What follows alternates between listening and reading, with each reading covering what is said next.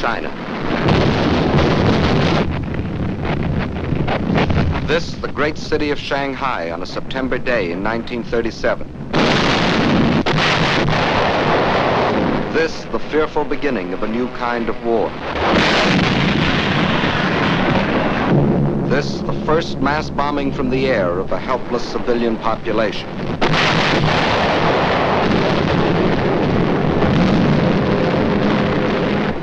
Why?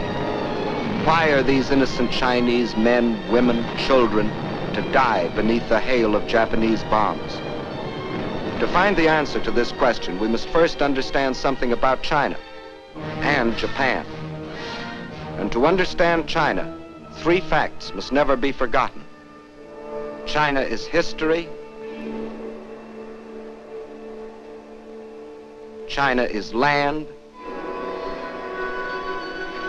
China is people.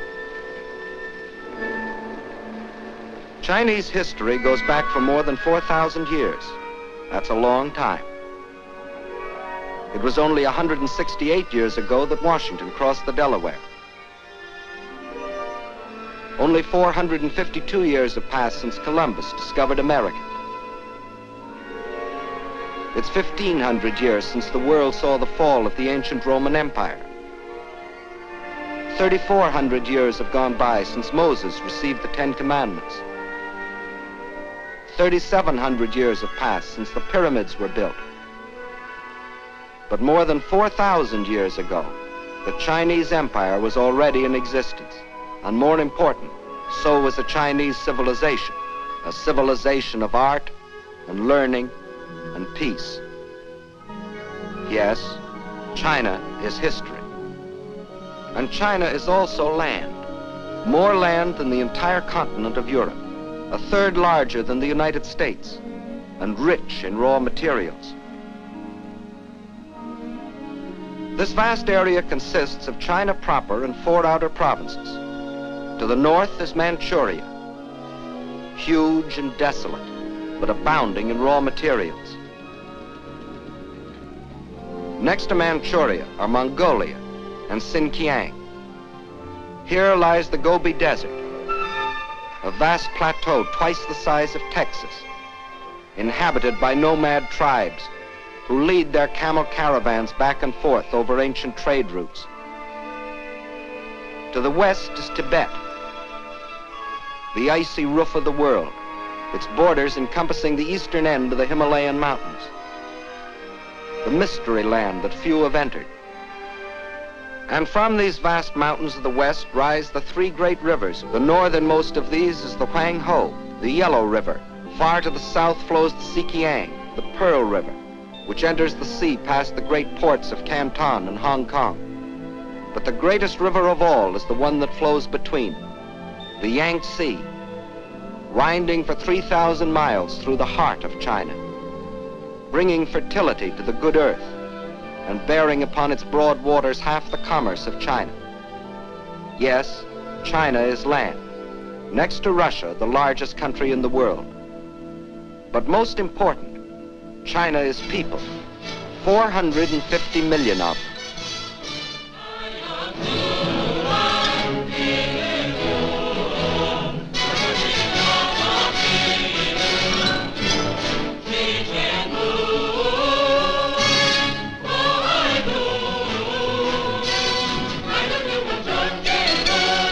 The whole population of China were to walk past you, 4 abreast, there would never be an end to the procession, for new Chinese would be born and would grow up before the last man could pass by.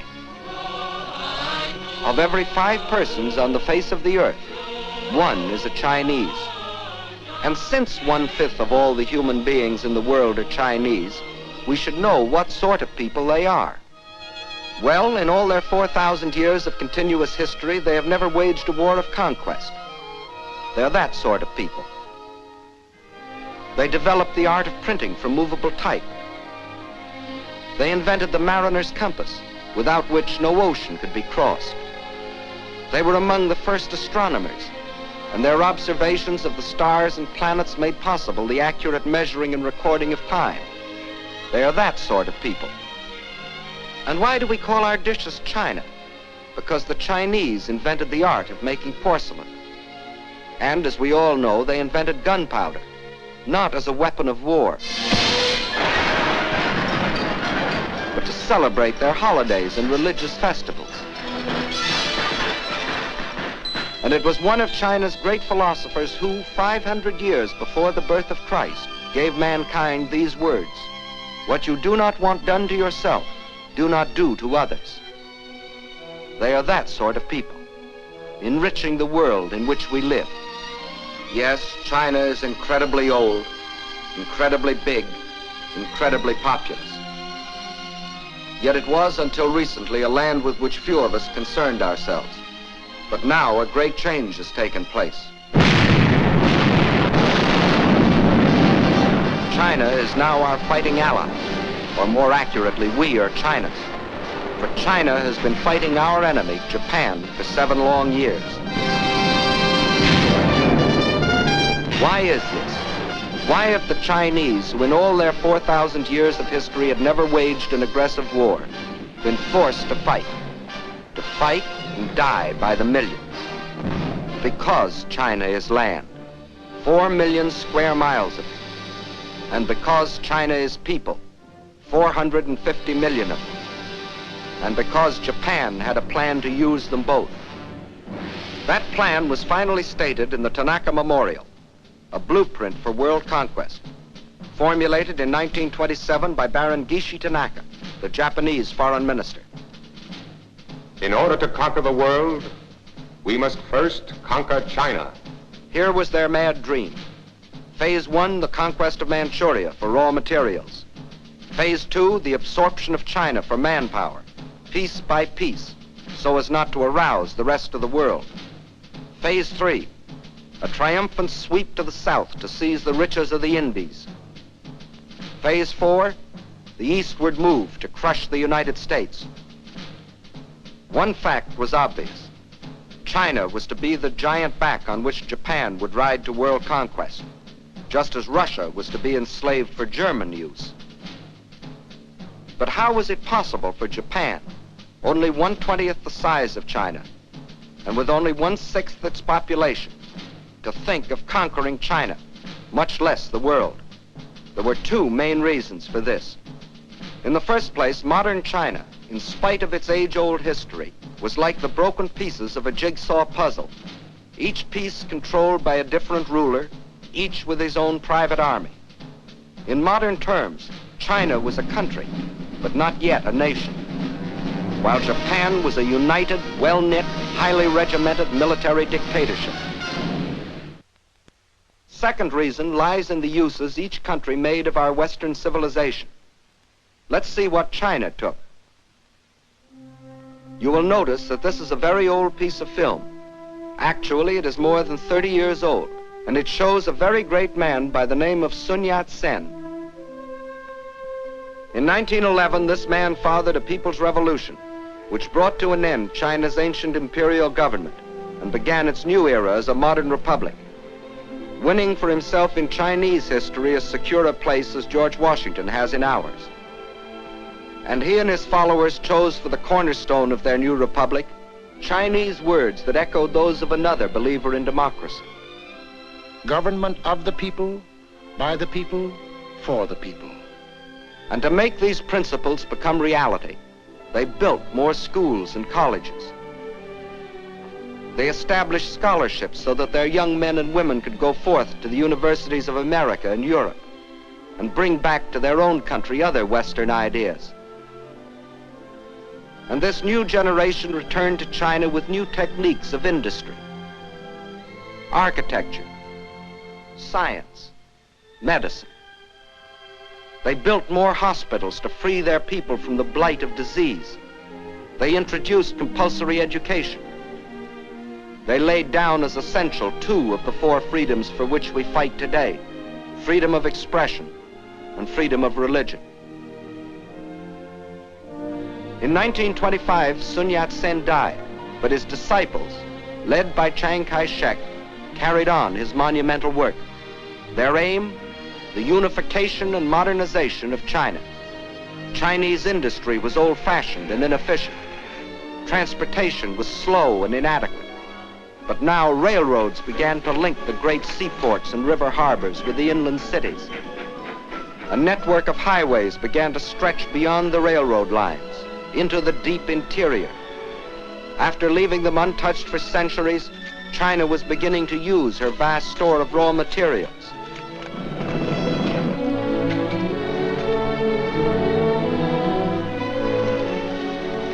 And soon the tools and machines of the new factories were delivering the goods and products for China's new economy. For the Chinese believed in using the best of Western civilization for the progress of their country. And while they were building this new nation, just a day and a half by steamer across the Yellow Sea lay Japan. Here the God Emperor and his fanatic warlords were using this same Western civilization for one purpose and only one: to create one of the world's most powerful war machines. Their aim, the absorption of China and the fulfillment of the Tanaka Memorial.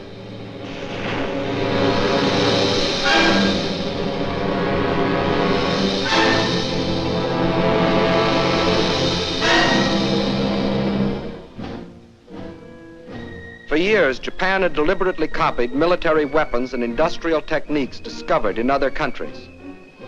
For years, Japan, under the pretext of lacking raw materials for industry, had been buying in every corner of the world materials not only to build this war machine, but materials which could be stored to feed it in the war of conquest they were planning. For years, while other nations were trying to outlaw war by reducing armaments, Japan was feverishly and secretly building a modern army, a modern navy, a modern air force, to strike its infamous blow at the civilized world. And we all now know about the islands in the Pacific that Japan fortified in violation of all international treaties. These were the reasons why it was possible for Japan, only 1/20th the size of China, and only 1/6 the population of China, to think of conquering China as the first step to world conquest. And as you have seen, in 1931 they embarked on Phase 1, the occupation of Manchuria. The small bonfire that the Japanese lit in Manchuria was to grow and spread with uncontrollable fury until the entire world was aflame.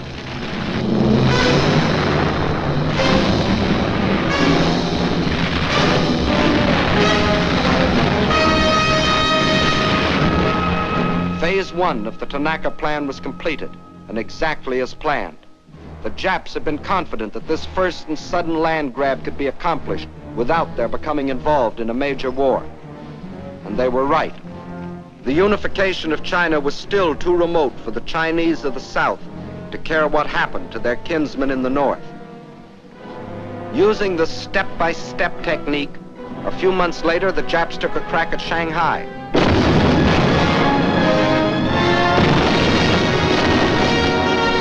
Chinese resistance was so great they hastily called that deal off, waited another year, and then struck in the north again, carving the province of Yehol out of China proper. This too they got away with. The world criticized, the Chinese protested, but still the Japs got what they wanted, another piece of China, and without a war on their hands. And to rule over Manchuria and Yehol, the Japs then set up a puppet government under their stooge, Henry Puyi, the Chinese quisling prince. But the leaders of New China remembered that in other centuries, other barbarians had invaded their country. The evidence still stood in the Great Wall, built by their ancestors more than 2,000 years earlier, and stretching for 1,400 miles across mountain and desert to protect themselves from the barbarians of the north. Of the Great Wall, it has been said that it is the only work of man which would be visible from the moon. But the Chinese knew that modern barbarians can't be stopped by a wall, however strong or high. They can't even be stopped by people, unless the people are united. And by 1937, the unification of China was making such progress the Japs got worried. The one weapon they could not permit China was unity. They would strike again before China could become a nation. This time it'd be a big bite. 5 more northern provinces out of the heart of China.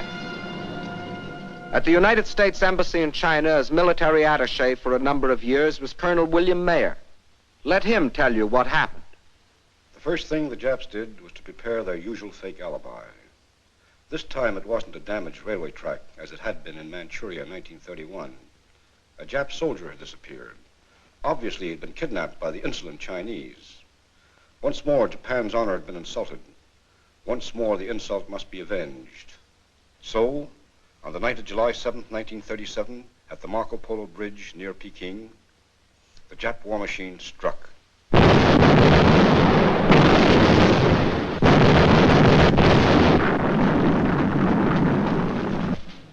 Within the space of a few weeks, the invaders were in control of Tientsin and Beiping. It looked as if the Japs were going to have another walkover.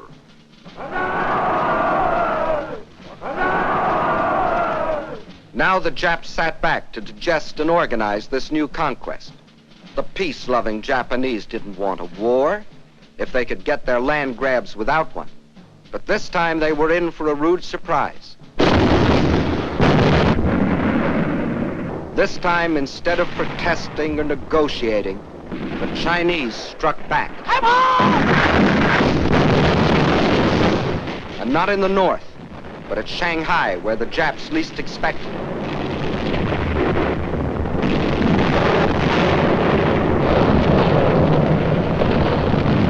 To understand the fighting that followed, we must know something about the city of Shanghai itself. Situated near the mouth of the Yangtze River, it is the biggest city in China. As the largest seaport in the Far East, it dominated the commerce and foreign trade of China. And through its great docks and channels passed most of the wealth of the Orient. In Shanghai, truly the East met the West.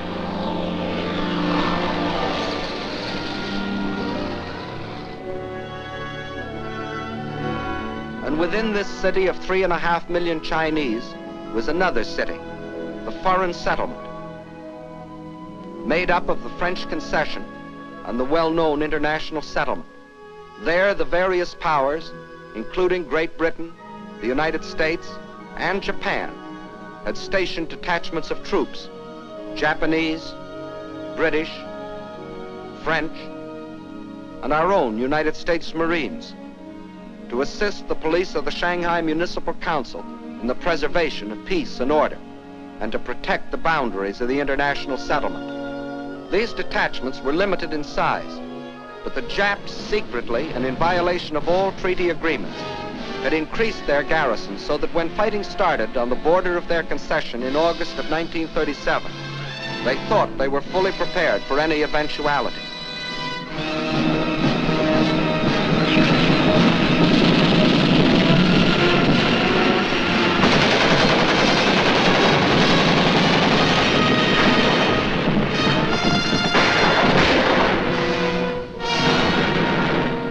The force of the Chinese counterattack almost drove the Japs into the Wangpu River. Backed up by the heavy guns of their warships, however, the Japs managed to hold out until reinforcements arrived. Jap landings were then made in the vicinity of the Wusong forts and in Luho and Lotien on the Yangtze River north of Shanghai. The Chinese drew back to positions 5 or 10 miles inland, where they could secure some protection from the heavy Jap naval gunfire.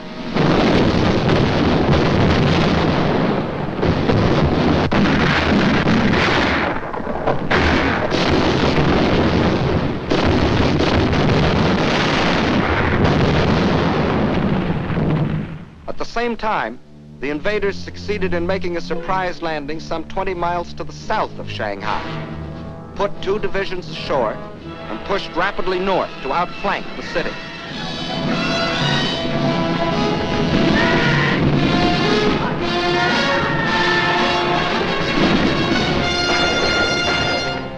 The Chinese position was thus made untenable, and a withdrawal was ordered to the west and to the south toward Nanking and Hangzhou.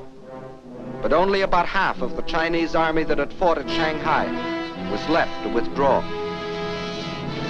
Meanwhile, enraged at the very idea of anyone resisting the Imperial Japanese might, the Japs took their vengeance upon the civilian population of the city, a city without guns or planes to defend itself, and deliberately slaughtered thousands from the air.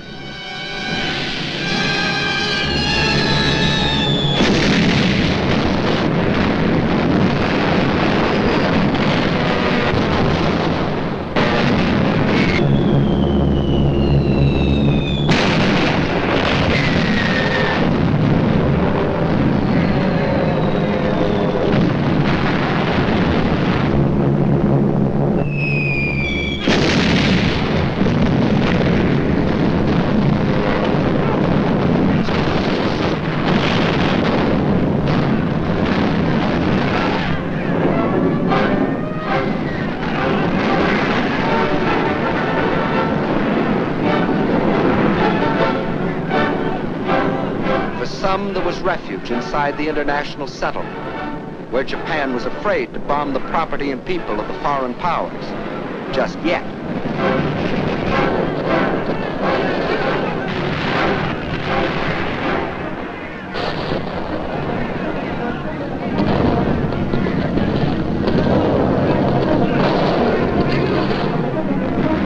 But there was not room for all. And for each who found safety inside, there were thousands huddled beyond the gates, standing helpless and undefended against the Jap attacks.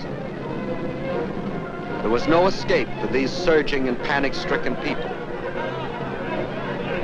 They could only scurry through the narrow streets, pushing and packing themselves into the center of the city, to be trapped and buried alive in the collapse of bombed and burning buildings.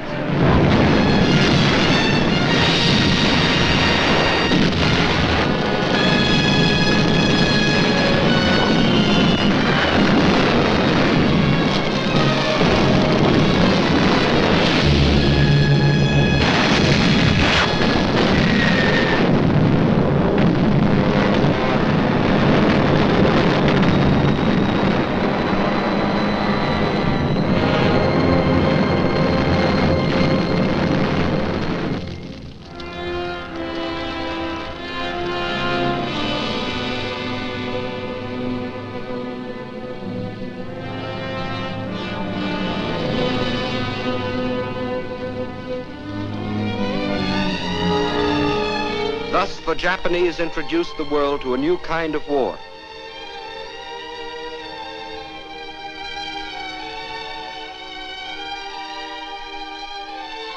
A war of deliberate terrorization, of deliberate mass murder, of deliberate frightfulness.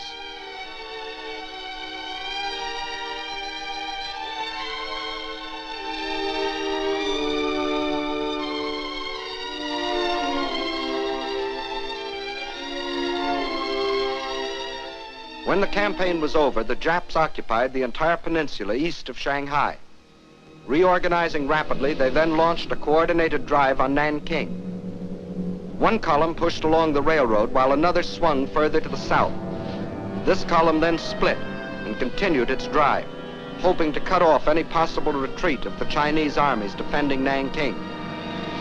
It was here in the Yangtze that the blood-crazed Japs attacked an American gunboat, the USS Panay, despite its distinctive markings.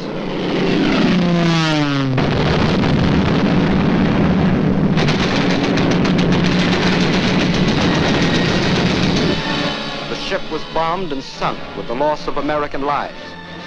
The first American warship to go to the bottom in this war. But officially, at least, this was a mistake, and the Japanese government apologized. Meantime, at Nanking, the Chinese armies valiantly defended their city, which was the capital of the Chinese Republic.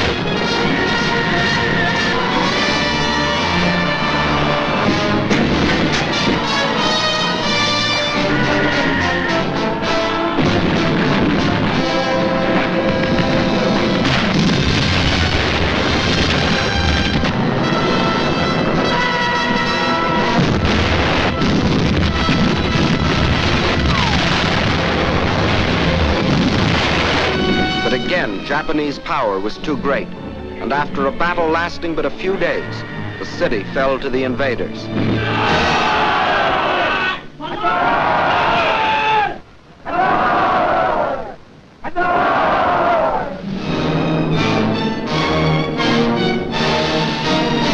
In their occupation of Nanking, the Japs again outdid themselves in barbarism. The helpless populace was trapped by the city walls and could not flee. The Japanese soldiers went berserk. They raped and tortured. They killed and butchered.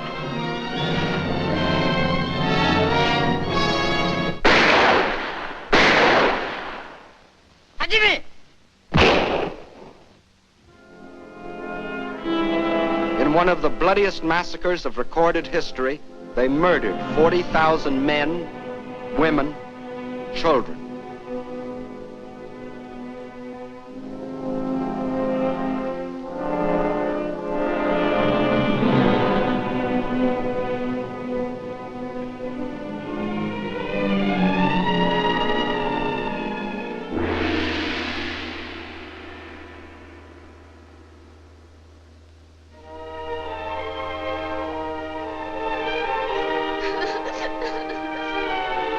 Those who lived might better have died, for the horror of their twisted and torn bodies was worse than death.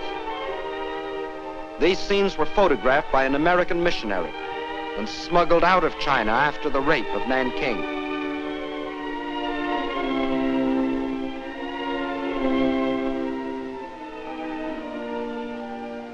This nightmare of cruelty was all the more horrible because it was deliberately planned by the Japanese High Command to tear the heart out of the Chinese people once and forever.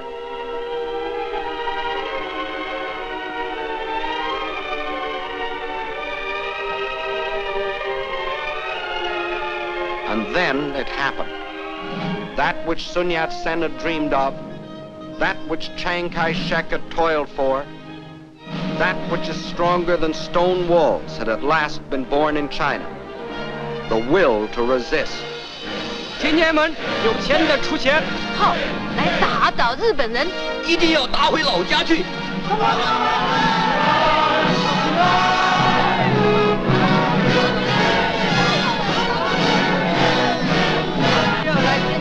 In their last bloody blow, the Japanese had accomplished what 4,000 years had failed to bring into being: a united China, an aroused China. 必须要团结一致，消灭日寇。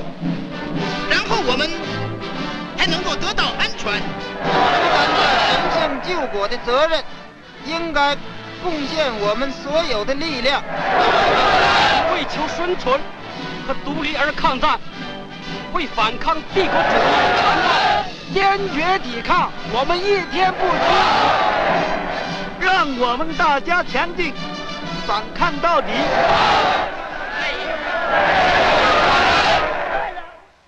But the Chinese knew that the will to resist was not by itself enough. They knew that China must develop the power to resist also. And this cannot be created in an instant. So they too made a plan. And it was this: they would slowly yield territory, piece by piece, while they developed the power and built the weapons to rid the land of its invaders. The industrial strength of China must be moved to the west, beyond the mountains, beyond the railroad lines, beyond the lines of communication. There, safe from enemy attacks, they might produce the rifles and guns that China so tragically needed. Thus, China would trade space for time. Space for time. Blow up the roads.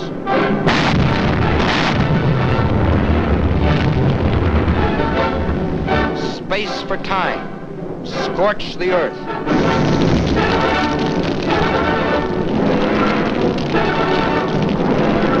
Space for time. Blow up the factory building. Leave nothing for the invaders. And then the people rose and moved, riding, walking, crawling.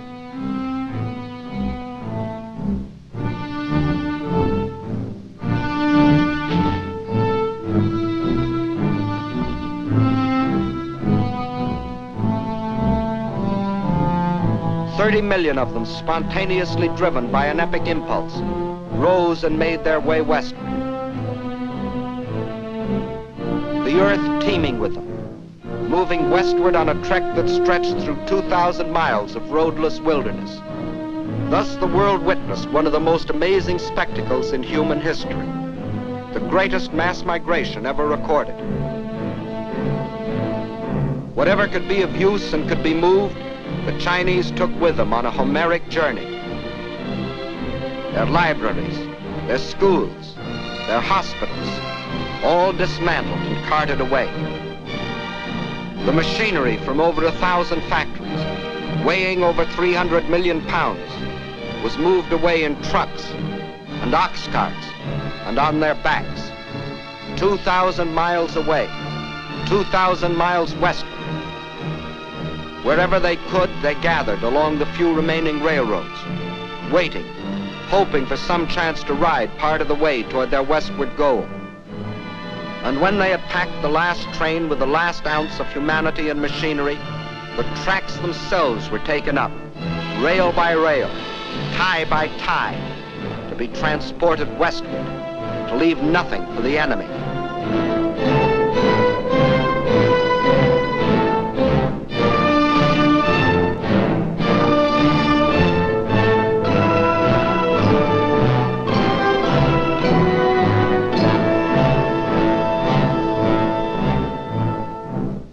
Every river pointing westward was heavy laden.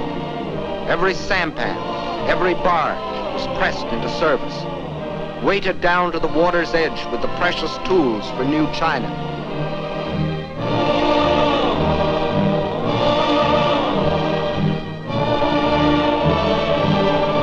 Nothing could stop them, not even the rivers that narrowed into mountain gorges.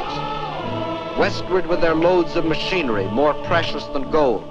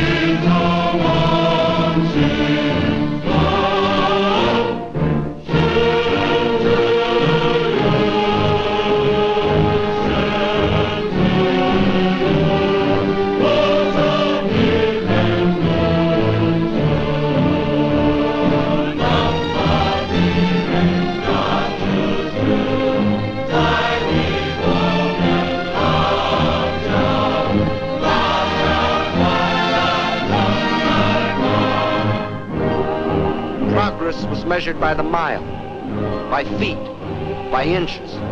The trail they broke was moistened every step of the way by their sweat. Where there were no trains, no boats, no ox carts, there were still willing hands and willing feet and straining backs. 30 million people moving westward. Westward from the invader. Westward from slavery and death. Westward to freedom.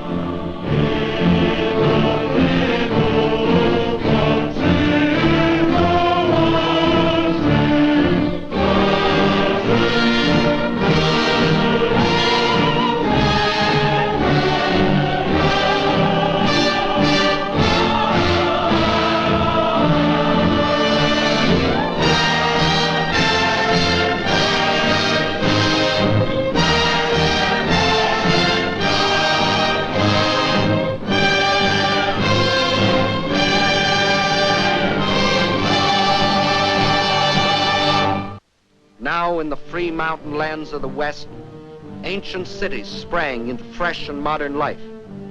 Chief of them all was the new capital of free China, Chongqing. Here on the cliffs high above the Yangtze River, the Chinese had reestablished their government. They knew, however, that the people of the city would not be safe from Jap air raids. The memories of Shanghai were fresh in their minds. And in the sandstone cliff on which the city is built, thousands of workmen rushed the construction of enormous caves as shelters for the people and for the pitifully few machines more important than life. To the Japs, Chongqing became the heart of the Chinese nation they were determined to conquer. Destroy Chongqing, and they would break the spirit of New China.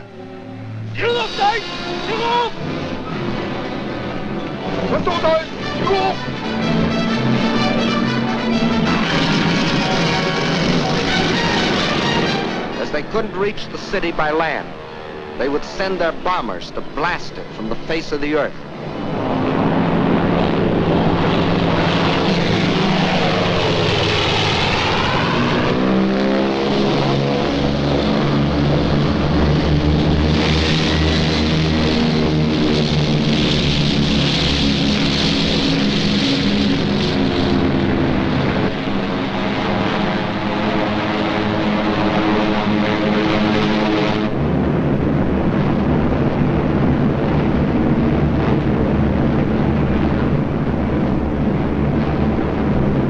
Against these Japanese armadas, slow and obsolete Chinese planes made a suicidal attempt to defend Chongqing.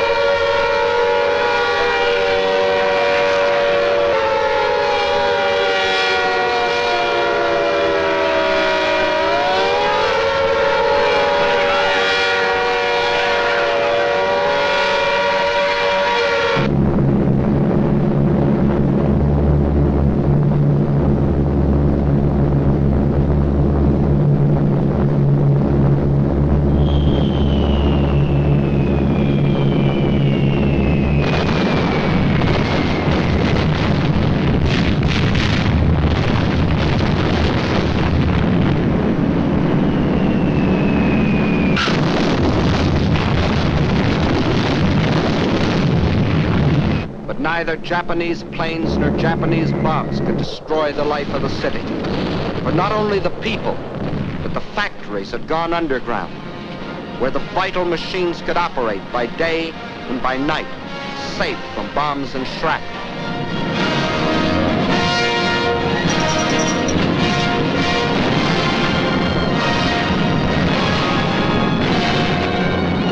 This time, the Chinese had anticipated their enemy. In spite of bombs and fire and destruction, this time the Chinese stood fast.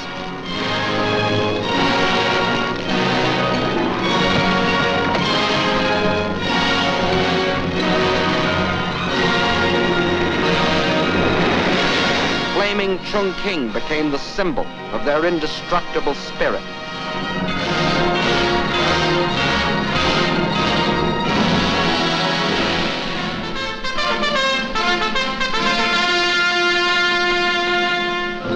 Now the call to arms sounded throughout New China. And from the vast interior, China's millions answered the call.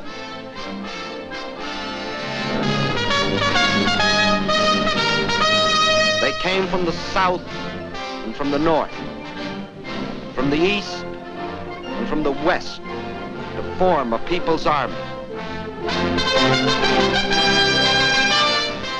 With a new faith in their hearts, men and women left their homes and farms to fight for something bigger now than each man's home, and each man's farm, and each man's life. They were fighting for New China.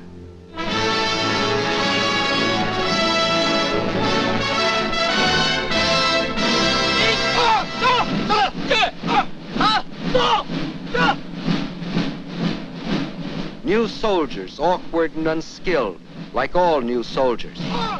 But they toughened and trained.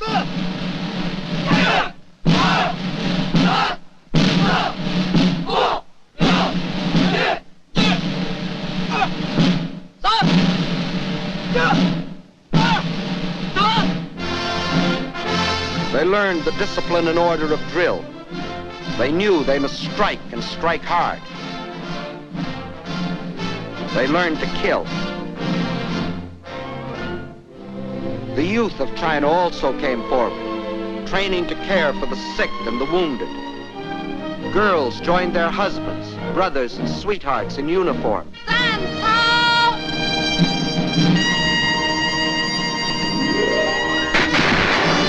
And to the aid of China came volunteers from other lands, men who pledged themselves to fight against tyranny and oppression no matter where.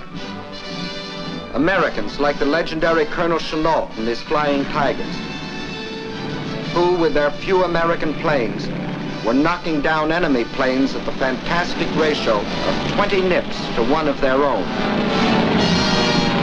The Japs had hoped to ride to world conquest on the back of the giant Chinese workhorse. Phase 2 of the Tanaka Plan called for breaking the horse to their will, but the great patient horse refused to be broken. The enraged Japs saw their whole plan of conquest bogging down. So they set out to drain the giant's strength by cutting the arteries through which flowed China's lifeblood of supplies. They penetrated along the rivers. Railroads destroyed by the Chinese were rebuilt with slave labor as the Japanese moved inland to secure control of key rail lines and important communications. And China's supply lines from the outside world were cut off by Jap warships blockading the coast. The Japanese strategy was the isolation of China. Port after port was occupied. This meant China was being cut off from supplies she couldn't manufacture for herself, supplies she was getting from her Western friends. Without oil, gas, guns, and planes, China was doomed. With the whole of the Chinese coast in the hands of the Japs, there would only be 2 routes over which to bring the vitally necessary materials. From Indochina, a narrow-gauge railway ran inland from the sea to Kunming, connecting with a truck road that went to Chongqing. But its capacity was limited. And then there was the old trail of the camel caravans from Russia across the Gobi Desert, which could bring in even less. Not only did these routes provide too little for China's needs, but they were too near Jap territory to be safe. There was only one other possibility. In Burma was a railroad that ran from the port of Rangoon to Lashio. Separating it from the truck road at Kunming were hundreds of miles of high mountains and deep river gorges. If this stretch of tortuous mountain trails could be replaced by a modern highway, where now only pack trains could pick their plodding way, China would have a practical supply route to Burma and the sea. Several internationally known firms of engineers were called in to do the job. They said the work might be completed in 6 or 7 years, if China could supply them with the most modern machinery. But China didn't have the modern machinery, nor did she have the 6 or 7 years. So she began building the road with her bare hands.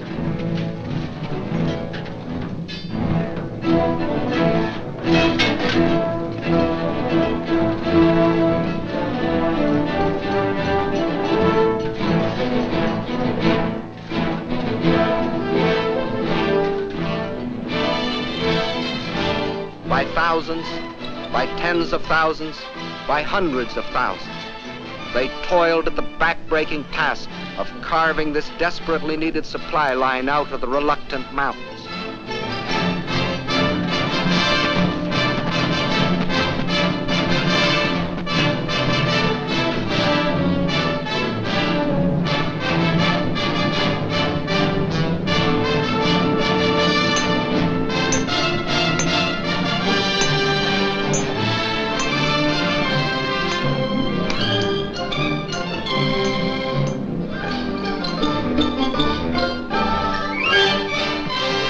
Out of their toil and their sweat, they created the Burma Road, Not in 6 or 7 years, but in less than 12 months. A monument to the new spirit, to the new China. As soon as it was completed, the road went into immediate service.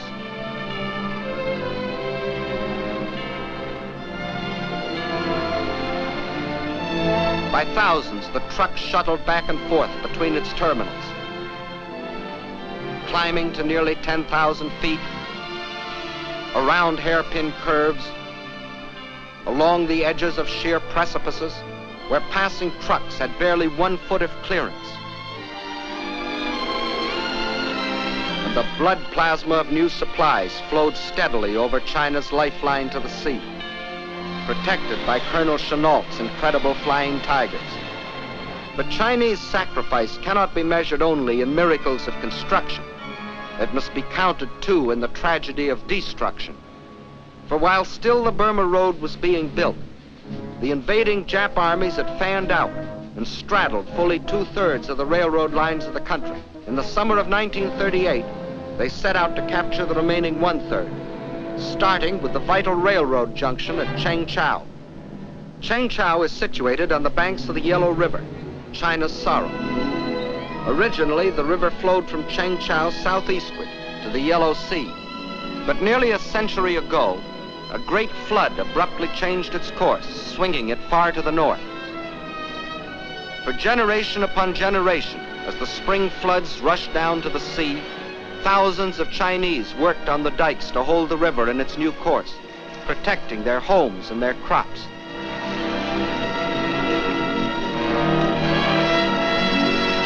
Now, as the Japs advanced on Chengchao, the Chinese blew up the southern dike of the Yellow River,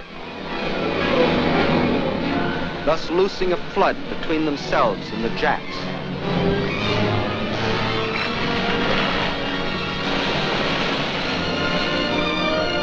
Once more, the river flowed in its old course, forming a barrier which to this day has prevented the Jap from entrenching himself in this area. Thus, once more, with no thought of the human sacrifice or the material cost, the Chinese traded space for time. And the Chinese had still other tricks to pull from their patched and faded sleeves. You will notice that this map of Jap conquests doesn't look like the military maps you have seen in the previous films. By all military standards, it should have looked like this, which is the way the Japs wanted it to look. But the Japanese were learning that the occupation of Chinese cities and control of Chinese rivers and railroads still was far from meaning the subjugation of China. For the Chinese had formed themselves into guerrilla bands, trained to harass the Jap forces.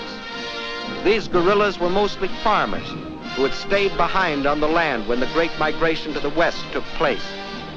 Peaceful farmers one day, deadly fighters the next, they made an unpredictable and uncontrollable enemy.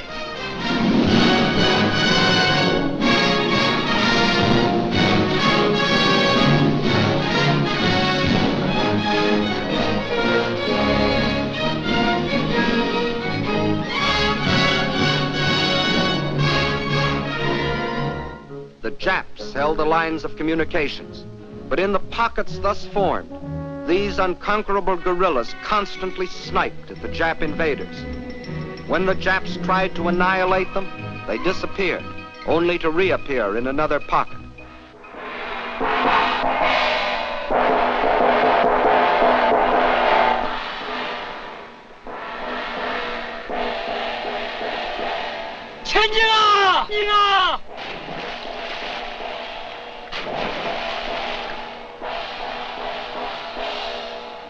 Attacking with speed and surprise, they ambushed enemy patrols.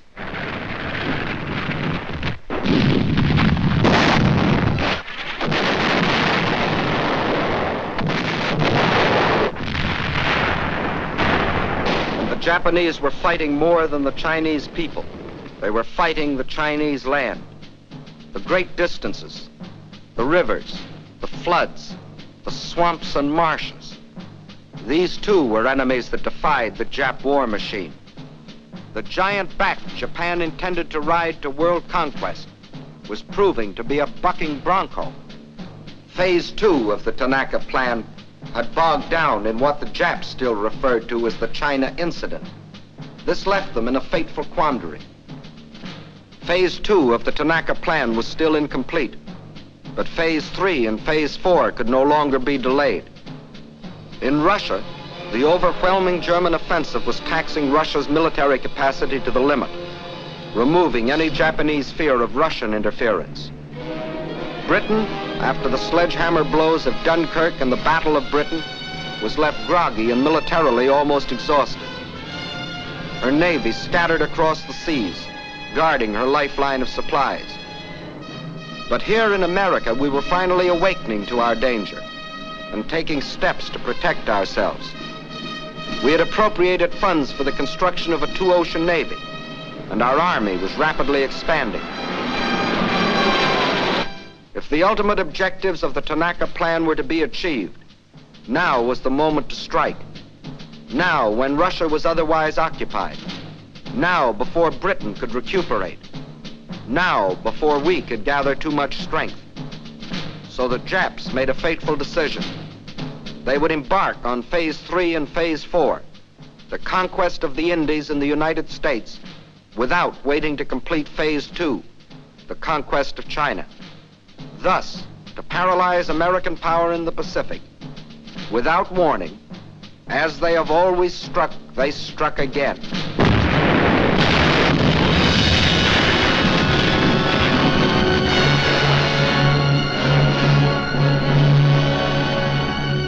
According to all the rules, China's position should now be greatly improved.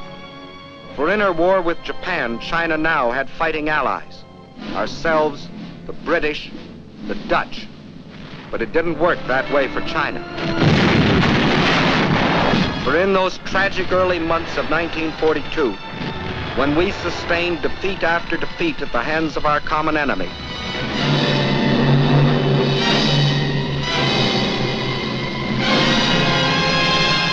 China endured the worst setback of all. Out of our defeats, China lost the Burma Road. But still, China's courage never faltered. Her determination never weakened. And in the history of those long and tragic months of black defeat in 1942, one bright page stands forth, the page written by our Chinese allies. Here is the city of Changsha. The Japs wanted it for two reasons. It was in the center of the Chinese rice bowl, and it was also an important railway junction. Twice before they had tried to take it, and twice before they had been thrown back. Massing a large striking force near Yocho, on Christmas Eve 1941, the Japs started southward toward Changsha in 3 columns. At 3 points during the drive south, the Chinese forces put up token resistance. But instead of withdrawing toward Changsha, they withdrew east into the mountainous flank. By New Year's Eve, the Japs had surrounded the city. They quickly pierced the outer defenses and attacked the inner defenses from 4 directions. In spite of fierce resistance, the Japs were certain that the fall of Changsha was only a matter of hours. What they didn't know was that they had walked into a well-baited trap. For the Chinese forces which had withdrawn into the hills now swept down on the Jap supply lines and cut them to ribbons. The Jap forces attacking the city soon ran out of food and ammunition and began a withdrawal, whereupon the Chinese launched a counteroffensive and pushed the Japanese back where they had come from.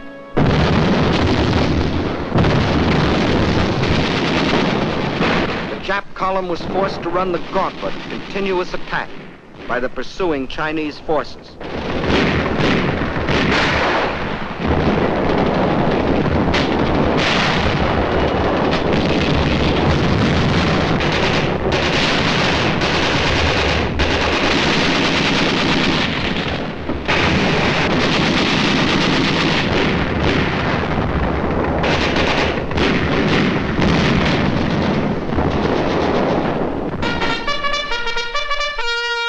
The Battle of Changsha was a magnificent victory for the people of China, the people who wouldn't surrender.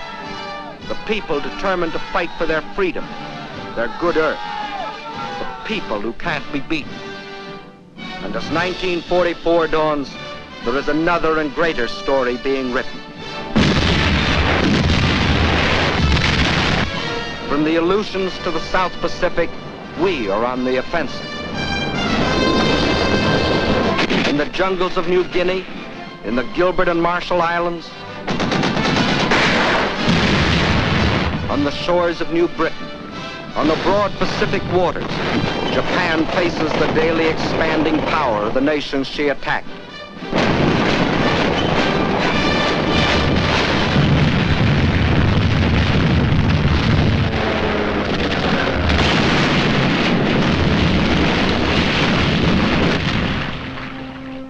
And in India, American, British, and Chinese forces are gathering strength under Lord Mountbatten for the liberation of China.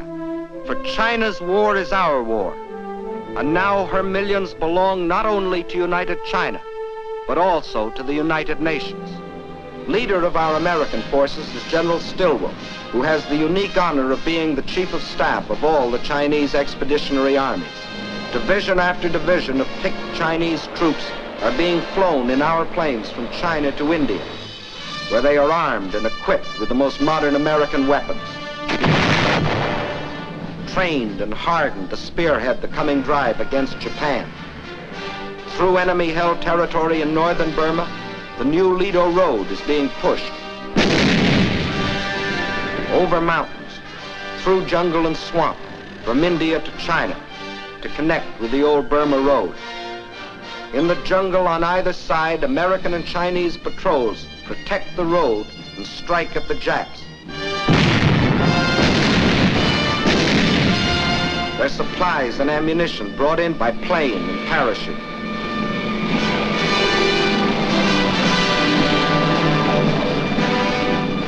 From fields in India, an air transport command plane takes off every 6 minutes, loaded with artillery, jeeps, ammunition, men and supplies for the armies of China. Over this Burma skyway, over this hump of mountains 16,000 feet high, more tonnage is being flown into China than was ever trucked in over the old Burma Road. And in the skies over China, Japan faces new opposition. Young Chinese, many of them trained on the fields of Arizona, New Mexico, California, fly and fight beside their American comrades. The fighters and bombers of the Chinese Air Force and those of General Chennault's 14th Air Force today fly far and wide over China, hitting enemy concentrations, smashing their sea lanes along the China coast.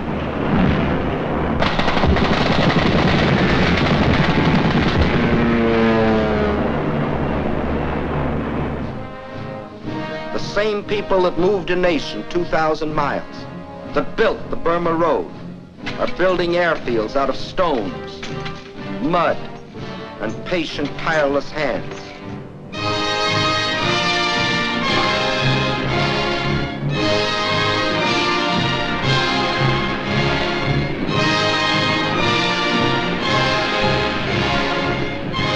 Today, though still cut off by land and sea from the rest of the world, Chinese armies and Chinese guerrillas still stand firm against the Jap war machine.